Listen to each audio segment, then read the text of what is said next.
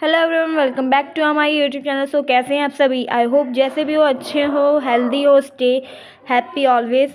सो इसी यूनिट में इस वीडियो के अंतर्गत हम ये कवर करेंगे बीए बीकॉम का सेक का पेपर जो कि रेगुलर एनसीईआरटी और सोल में पढ़ाया जाता है, उसकी पार्ट 2 को कंटिन्यू करेंगे इस वीडियो को। अगर आपने वीडियो 1 नहीं देखी है सो प्लीज़ उसे देखिए। वीडियो 1 में हमने मीनिंग, डेफिनेशन और साथ ही साथ इसमें इफ़ेक्ट्स पढ़े थे, जीवन पे क्या प्रभाव पड़ते हैं या वित्तीय साक्षरता का हमारे जीवन पे क्या प्रभाव है जब हम वित्तीय साक्षर हैं। बाद इस वीडियो में हम जो है बेनिफिट्स को कवर करेंगे। अगर आपने पिछली वीडियो नहीं देखी है तो चैनल पर जाइए, वीडियो देखिए, वीडियो देखकर उस पर अपने रिव्यू दीजिए, कमेंट दीजिए, लाइक कर, शेयर करो। और चैनल पर नए हैं तो चैनल को देखकर, वीडियो को देखकर ऐसे चले ना जाए, चैनल को सब्सक्राइब ज़रूर करें, सपोर्ट करें ताकि ऐसी ही वीडियोज़ और आती रहें।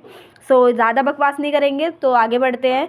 तो इस वीडियो में हम पढ़ने वाले बेनिफिट्स यानी कि प्रभाव या लाभ क्या है, ठीक है, इसके जब हम वित्तीय साक्षर हैं, ठीक है, तो ये जो है हमें फाइनेंशियल डिसीजंस लेने में जो है बहुत ज़्यादा इम्पावर करता है कि हम अपने डिसीजन जानते हैं कि हमारे लिए क्या विकल्प अच्छे हैं, यानी ऑप्शंस मार्केट में क्या अच्छे हैं। लेकिन जब हम फाइनेंशियल लिटरेट नहीं है, हमें कोई जानकारी नहीं है कि क्या मार्केट में चल रहा है, कौन सी चीज़ हमारे लिए सेफ़ है, क्या चीज़ हमारे अकॉर्डिंग है, तो ऐसी कंडीशन में हम क्या करते हैं, हम डिपेंड करते हैं दूसरों पर, अदर्स पर, जो हमारे लिए फाइनेंशियल डिसीजंस ले, ठीक है। और ऐसे में जो होता है वो ऑब्वियस ही बात है, वो अपने हिसाब से अकॉर्डिंग से जो भी होगा उसको लगेगा कि यार ये इंसान इतना ही उठा सकता है तो इसको यही दे दो।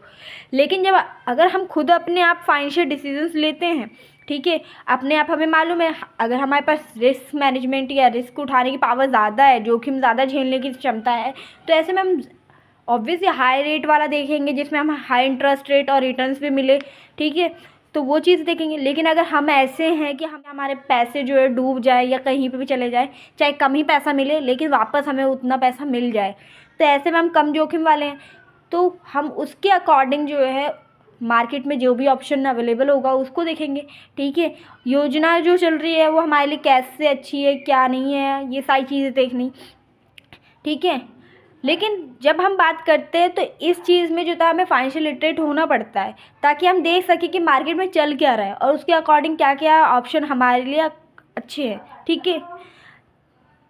अब बात करते हैं दूसरी की जो है स्कैम्स जितने भी होते हैं, जब हम फाइनेंशियल लिटरेट होते हैं तो इंटरनेट स्कैम्स जितने भी होते हैं, ओटीपी स्कैम और भी बहुत टाइप के स्कैम्स होते हैं, उनसे भी बचाने में जो होता है हमें मदद मिलती है, अपने आप को प्रिवेंट कर सकते हैं, प्रोटेक्ट कर सकते हैं इन सभी स्कैम से, ठीक है।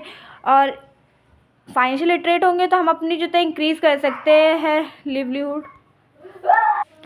ऐसे में जो होता है इन सभी स्कैम से जो होता है अपना आपका बचाव करना जो होता है बहुत आसान हो जाता है, ठीक है। साथ ही हमारा लिवलीहुड को जो था हमारे लिवलीहुड है उसको भी अच्छा करता है, और साथ ही साथ जो हमारा ऑब्जेक्ट है, ठीक है, उन तक भी पहुंच हमारी इजी बना देता है, ठीक है। High stand living around all, ठीक है, ये सारी चीज़ें हैं। The most financial literate person जो होता है बेस्ट अर्न करता है, ये जिससे ठीक है कि वित्तीय निर्णय लेते समय मिलता है, ठीक है, इंश्योर। इसके साथ ही अपना बचाव करना आसान हो जाता है, वित्तीय उद्देश्य निर्धारण करना एक बात होती है, ठीक है, जिसमें हम अपनी आकांक्षा, बेसिकली क्या होता है, देखो, बजट करना और अपने लिए एक एम रखना और उस एम को प्राप्त करने तक कैसे हमें उसे प्राप्त करना है, ठीक है, वो सब आप पे डिपेंड। सपोज़ किसी ने कह दिया कि मुझे अगले साल एक घर बनाना है, तो उस घर को, ये तुम्हारा एम हो गया। अब इस एम को तुम कैसे वास्तव में लाते हो, उसको कैसे इम्प्लीमेंट करते हो, ये सब तुम पे डिपेंड करता है, ठीक है। वास्तविकता में बदलना की बात आती है जब हम अपनी वित्तीय आकांक्षाओं की बात करते हैं, ठीक है। तो उन लक्ष्यों में भी कुछ लक्ष्य होते हैं जो हमें समझने पड़ते हैं, उन सभी में अंतर करना पड़ता है। आपने ये चीज़ सुनी होगी, short term, long term, middle, ठीक है, इन सब में हमारे एम्स जो होते हैं उन्हें हमें डिफाइन करना पड़ता है कौन सी चीज़ क्या है, ठीक है। इसके साथ अगर स्कोप की बात कर ली जाए तो देखो इसमें बहुत सारी चीज़ें अंडरस्टैंडिंग में आती है, जैसे यूज़ कैसे करें हम अपने पैसे को, मेकिंग अपने इन्वेस्टमेंट कैसे करें, सेव मनी कैसे करें, ये सारी चीज़ें कैपेसिटी जो होती है इफेक्टिव मैनेज आ जाता है योर मनी को यूटिलाइज़ करने के लिए, your money by utilising the financial tools, ठीक है, रिसोर्स। अपने पैसे, सपोज करो कोई महीने का 50,000 कमा रहा है, 50,000 का, वो ऑब्वियस बात है 50,000 पूरे महीने में तो नहीं खर्च कर देगा, उसमें उसके कुछ इमरजेंसी सेविंग्स भी करेगा, उसमें इन्वेस्ट भी करेगा। सेविंग होगी तो वो सेविंग करेगा, कोई और पॉलिसी वगैरह ले रखी होगी, इंश्योरेंस लेगा, उसमें पैसे लगाएगा, बाकी पैसे खर्च करेगा। ठीक है, खर्च भी इन सेंस जो नेसेसरी चीज़ है उसमें। अननेसेसरी चीज़ों को जब हम आइडेंटिफाई कर लेते हैं तो वहाँ पे हम अपने पैसे बचाने लगते हैं। ठीक है, और कॉमन एग्जांपल तो यहीं पर है, including the house hold budget. आपने देखा होगा कुछ लोगों के घर में हाउस होल्ड बजट बनता है, ठीक है, महीने का, उसके हिसाब से वो लोग चलते हैं। ठीक है, अंडरस्टैंड करना कि मैनेज करना अपने डेब्ट्स को, कैसे हम मैनेज करें, पे करें, ये सारी चीज़ें इसमें ही आ जाती है। ठीक है, वित्तीय प्रबंधन, वित्तीय साक्षरता का दायरा, आप ये सब समझना, बनाना, कैसे उपयोग करना, निवेश करना, पैसे बचाने, ये सारी चीज़ आती है। सो इस वीडियो में बेसिकली आपको दोनों ही मीडियम के नोट्स मिलेंगे, मैं दोनों ही लैंग्वेज में समझाऊंगी, बट आप थोड़ा कोऑपरेट कर लीजिएगा। ठीक है, अगर ना समझ में आ रहा हो, सॉरी फॉर दैट। अब कंपोनेंट्स की बात कर लीजिए जाए, यानी तत्वों, घटकों के बारे में, तो क्या है, देखो बजट। कॉम्पोनेंट्स तो ऐसे बहुत सारे हैं फाइनेंशियल लिटरेसी के, लेकिन कुछ कॉम्पोनेंट जो है, जैसे कि बजटिंग हो गया, डेप्ट हो गया, इन्वेस्टमेंट हो गई, सेविंग्स हो गई, ये सारे कुछ कॉमन जिन्हें आप सुनते होगे। बजटिंग क्या होता है, एक प्रोसेस होता है, ठीक है, जिसमें आप क्रिएट करते हो, एक प्लान बनाते हो कि आपको पैसे कैसे खर्च करने हैं। आपके घर में 50,000 रुपये कमाने वाला कोई है तो 50,000 हर महीने का आपको मालूम है कि 50,000 आते हैं। अब 50,000 आपको मालूम है कि डेली तो हम हर रोज़ 50,000 खर्च नहीं कर सकते, इमरजेंसी के लिए भी हमें कुछ सेव करना पड़ेगा, तो उसके लिए आप बजट बनाते हो, प्लान करते हो। कुछ पैसे होता है ना, कुछ लोग घर में होते हैं बजट नहीं बनता जिनके घर, वो फिर भी ऐसे करते हैं कि कुछ पैसे उसमें से निकाल कर अलग से रख देते हैं, चीनी दाल डिब्बे या किसी और जगह पर, ठीक है, छुपा कर रख देते हैं कि भाई ये पैसे इस चीज़ के लिए काम आएंगे, पढ़ाई के लिए काम आएंगे, या कोई और चीज़ हो रही है, या कोई और इम्पॉर्टेंट चीज़ के लिए काम आएंगे। तो कुछ होते हैं ऐसे घर में कि कुछ थोड़े पैसे अलग से रख देते हैं सेपरेट करके। ठीक है, बेसिकली ये एक प्रकार का बजट ही है। ठीक है, आपने 10,000 निकाल लिए, 10,000 में हम पूरे महीने का खर्च करेंगे। जब हमारे पास हाथ में पैसे कम होंगे तो ऑब्वियस बात है हम थोड़ा सोच सोच के चलेंगे। ठीक है, budgeting is a simply balance your expense with your, ठीक है, योर मनी। आप बजट सिंपल सा एक चीज़ है कि आपके खर्चे और आपके इनकम में एक बैलेंस करना। ठीक है, this is how to increase your saving by finding the right balance between the fundamental use of money. ठीक है, ये एक प्रकार का बहुत सिंपल सा तरीका है जिससे हम अपनी सेविंग्स को इंक्रीज़ कर सकते हैं, वो भी सही तरीके से जान के कि कैसे हमें कहाँ कहाँ चीज़ें यूज़ करनी है। तो बजटिंग सिंपल सी यही चीज़ है। ठीक है, डेप्ट के बारे में आ जाए। डेप्ट जैसे मैंने बताया था, कर्ज, उधार लेना। ठीक है, something is a usually money, ठीक है, on by one party to another party. क्या होता है, पैसा एक हाथ से दूसरे हाथ में जब जाता है, बकाया मीन्स कर्ज में, ठीक है, तब उसे डेप्ट कहते हैं। कर्ज वही तो होता है। ठीक है, और डेप्ट जो होता है बहुत टाइप्स के होते हैं, जिसमें हम पैसा उधार लेते हैं, कुछ बैंक से होता है, क्रेडिट कार्ड से। जब हम क्रेडिट कार्ड भी स्वाइप करते हैं तो वो अभी हमारे बैंक से हम लोन ही ले रहे होते हैं। ठीक है, जिसे हमें एक टाइम के बाद पे करना पड़ता है, अदरवाइज़ उस पर इंटरेस्ट रेट लगने लग जाता है। ठीक है, और कोई भी जो होता है, ये चीज़ हमें जानना ज़रूरी है कि हर प्रकार का जो उधार होता है, डेप्ट होता है, वो गलत डेप्ट होता है, बैड डेप्ट होता है। ठीक है, और ये चीज़ हमें पता होनी चाहिए कि एक गुड डेप्ट और बैड डेप्ट में क्या डिफरेंस है। यानी समझ रहे हो कि एक अच्छा उधार और एक गलत उधार क्या है।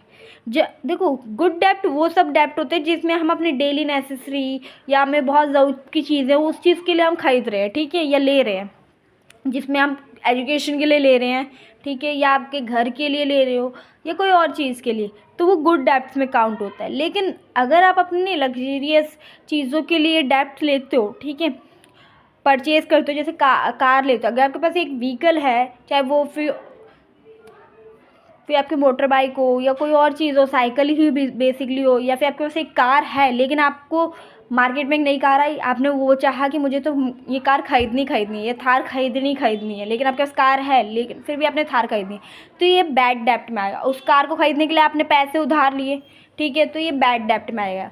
तो इस डेप्ट को आपको जानना ज़रूरी है कि क्या चीज़ हमारी ज़रूरत के लिए इम्पॉर्टेंट है और उसके लिए हमें लेना ही लेना है, मतलब इसके बिना काम होगा ही नहीं। समझ में आ रहा है? तो वो एक गुड डेप्ट होता है और बैड डेप्ट। ठीक है, बजट और कर्ज, ठीक है, बेसिकली सेविंग्स क्या होता है? देखो, सेविंग बेसिकली एक पोर्शन होता है हमारे इनकम का, जिसे हम खर्च नहीं करते बहुत जल्दी करेंटली, ठीक है। सेविंग्स हम कहते हैं ना कि कुछ सेविंग्स रख लो। बचपन से पेरेंट्स क्या करते हैं, अगर लड़की हो रही है या बच्चे हो रहे हैं तो क्या करते हैं, उसके पढ़ाई के लिए पैसे बचा लो, फॉरेन एजुकेशन होगी या फिर कोई और चीज़ होगी। पर मोस्ट ऑफ लोग क्या करते हैं, शादी ब्याह के लिए खर्चे पैसे को बचाना शुरू कर देते हैं, ठीक है। तो वो होते पैसे सेविंग्स। इट्स अ मनी, ठीक है, एक तरीके का मनी होता है जिसे हम असाइड कर देते हैं फॉर द फ्यूचर यूज़, ताकि भविष्य में हम इस पैसे का यूज़ कर सकें, और इसे अभी नहीं खर्च करा जाता इमीडिएटली, ठीक है। Financial wellbeing and the future security as a result of savings. अच्छे से फाइनेंशियली हम अच्छे खासे रहें, हमें किसी से उधार लेना ना पड़े, या फिर सिक्योरिटी के लिए अपनी, ठीक है, कि फाइनेंशियली हम सिक्योर रहें। ये सब रिजल्ट्स होते हैं सेविंग्स की। कभी अब जो कोरोना आया था, ठीक है, जब कोरोना आया था तब कितना पैसे का पड़ रहा था ना पंगा, बहुत ज़्यादा वो हो गया था कि पैसे ही नहीं आ रहे, सब काम धंधे बंद हो गए थे। तो ऐसे में क्या हो रहा था कि सेविंग्स काम आ रही थी इस टाइम पे, बहुत लंबा पीरियड था इस टाइम तक। ऑब्वियस बात है, अगर सेविंग्स नहीं होंगी जिनके पास, उनको बहुत लोगों ने डेप्ट भी लिया था इस टाइम, पर मोस्ट ऑफ द लोगों को सेविंग्स बहुत काम आई थी। चाहे वो बच्चे की सेविंग हो, पेरेंट्स की सेविंग हो, या किसी की भी सेविंग हो, जब आप सेविंग करते हो ना तो वो इमरजेंसी में आपको काम आती है, ठीक है। कीपिंग ट्रैक, आप एक्सपेंडिचर्स को कर सकते हो ट्रैक, और सेव कर सकते हो मनी। जहाँ आपको लगे कि गलत हो रहा है यहाँ पे खर्चा, तो वहाँ से आप पैसे बचा सकते हो, ठीक है। सॉरी। फिर ठीक है, और यही चीज़ जो आप ट्रैकिंग करते हो एक्सपेंडिचर्स पे, अपने खर्चों पे जो ये नियंत्रण करते हैं, ठीक है, नज़र रखते हो कि कहाँ पे क्या खर्चा हो रहा है, तो इससे जो तो आपको पता चल जाता है कहाँ पे गलत खर्च हो रहा है, यानी कि कहाँ पे ज़रूरत नहीं है खर्च करने की, फिर भी हम खर्च कर रहे हैं, ठीक है। वहाँ पे हम पैसे बचा सकते हैं, और यही एक हेल्दी एंड क्या कहते हो सेविंग हैबिट है जो कि हम कर सकते हैं, और ये जो था हमें आगे में बहुत हेल्प करती है अपने फाइनेंशियल ऑब्जेक्ट तक पहुँचने की रीच में, ठीक है, फाइनेंशियल डिसिप्लिन बनाने में, ताकि क्योंकि घर में एक बंदा भी ना फाइनेंशियल डिसिप्लिन हो तो वो सबको डिसिप्लिन कर देता है, ठीक है, कि हाँ भाई पैसे बचाना ज़रूरी है, तो सब लोग उसको देखा देखी करने लग जाते हैं, ठीक है। और ये बहुत हेल्पफुल होता है। फिर इन्वेस्टमेंट की बात आ जाती है। देखो, हम पैसे सेव करके रखें वो तो उससे अच्छा होगा कि हम पैसे इन्वेस्ट भी करें, ठीक है, सेव के साथ। क्योंकि जब हम इन्वेस्ट करते हैं तो हम अपने पैसे को पैसा बनाते हैं, मतलब उस पैसे के ऊपर हम और पैसा कमाते हैं। टाइम वैल्यू ऑफ मनी आपने सुना होगा, जिसमें क्या होता है करंट टाइम, उस मतलब जो वैल्यू होती है पैसे की टाइम पर, वो ज़्यादा होती है उस टाइम। अगर हम उसी पैसे को, आज मैं 100 रुपये मेरे पास है, तो अगर मैं उस पैसे को इन्वेस्ट करती हूँ तो कल हो सकता है कि ये पैसा मुझे 100 ना मिले, इसका दाम बढ़ जाए, ठीक है। इन्वेस्ट करूँ, इंटरेस्ट सेविंग करूँ, या कुछ बैंक में डालूँ, या फिर कोई और चीज़ करूँ, ऑब्वियस बात है मुझे 100 ना मिल के 120 रुपये मिले, 150 मिले, 250 मिले, हो सकता है ना। तो ये मेरे पैसे पे पैसा है, यानी कि इससे अच्छा है आप घर में बैंक में घर में रखो, उससे अच्छा बैंक में जाओ, इन्वेस्ट करो, सेविंग में डालो, या कोई और प्रॉपर्टीज़ खरीदो, ठीक है। इन्वेस्टमेंट बेसिकली क्रिएट करता है, इंक्रीजिंग करता है वेल्थ को, हेल्प करता है सिक्योरिटी के लिए भी, और ऑल्सो हैप्पीनेस भी। देखो, कई लोग होते हैं ना प्रॉपर्टी खरीदते हैं, गोल्ड खरीदते हैं फॉर सेविंग्स, ठीक है, तो वो चीज़ें भी बहुत ज़्यादा इंपॉर्टेंट होती है, ठीक है। पॉपुलर इन्वेस्टमेंट जो होते हैं, डेप्ट हो गया, स्टॉक्स हो गया, म्यूचुअल फंड हो गया, इक्विटी हो गया, ठीक है, स्कीम्स हो गई, सेविंग्स जहाँ पे वो जाते हैं और इन्वेस्ट करते हैं। गोल्ड तो मोस्ट पॉपुलर है, कई लोग गोल्ड की ज्वेलरीज लेते हैं, ठीक है, पर वो एक इन्वेस्टमेंट होता है, ठीक है, जिसके थ्रू आप ये काम करते हो, ठीक है। आगे का यूनिट हम नेक्स्ट में कवर करेंगे, देन अभी इतना ही रहने देते हैं, ज़्यादा नहीं करते। सो वीडियो को लाइक करना, शेयर करना, और सब्सक्राइब भी कर देना चैनल पर नए हैं। सो मिलते हैं नेक्स्ट वीडियो में, तब तक अपना ध्यान रखिएगा, बाय।